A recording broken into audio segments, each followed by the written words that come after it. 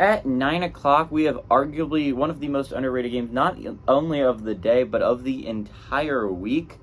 It's going to be overshadowed a lot because they're playing on Friday, but this is a super interesting football game. We got a top 20 teams playing each other. I mean, there's not a lot more intrigue you can get than that. At number 9 o'clock, we had number 10 Utah, who's 4-0. Trying number 19 Oregon State, who's 3-1. Oregon State favored by 4.5 points on FS1. Nate Johnson for the Utes has gone 31 of 49, thrown for 398 yards, 2 touchdowns to 0 interceptions. Jaquindon Jackson's had 39 carries for 239 yards. And Money Parks had 10 catches for 151 yards and 2 touchdowns. DJU for the Beavers has gone 59 of 102, thrown for 828 yards, 7 touchdowns to 3 interceptions. Damian Martinez had 57 carries for 432 yards and a touchdown. And Silas Bolden has 18 catches for 235 yards and a touchdown. Weirdly enough, series split all time, 12-12. Last game went to Utah in 2022. Utah has won 7 of the last 8 matchups between these two football teams.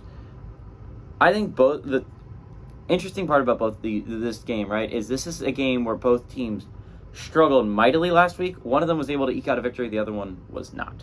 I'll start with the one that was able to eke out a victory. We got Utah, right?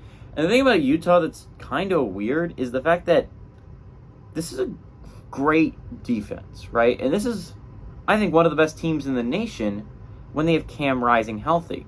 And they've been able to go 4-0 without Cam Rising. I don't know how much further that can go without Cam Rising back, right? I think we've seen the extent to how much you can survive without Cam Rising.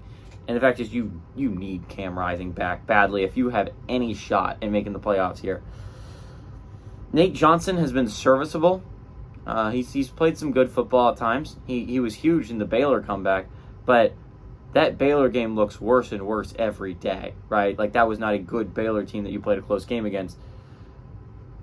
That looks like a really bad Baylor team. You were able to eke by UCLA last week, in large part because of your defense and the fact they were playing a freshman quarterback.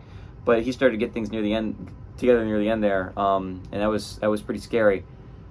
If you were a Utes fan, Oregon State, on the other hand, lost their game against Washington State last week, which was heartbreaking if you're an Oregon State fan. You didn't play awfully. DJU threw some untimely interception, which was bad. You couldn't do that.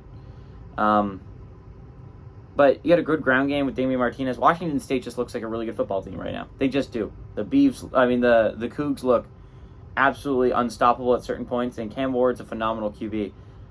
I think without Cam Rising here, I actually kind of lean towards Oregon State. I understand they're favored here, but a lot of people are going to go Utah. I kind of lean towards Oregon State. No Cam Rising. This defense is phenomenal, right? And I have no doubt Utah will probably start the run up the middle with Damian Martinez. It all comes down to how well can DJU play. If we can see DJU for the first 2 games and not the last 2, then I think the Beavs win this game easily, handily, right? Because I don't know how many points Utah can put up, but I can't believe it's a whole hell of a lot with Nate Johnson at quarterback. I think we see that flash in the pan again. I think I like DJU to rekindle what he once had early on in the season. Give me DJU to win, but Utah to cover on the road.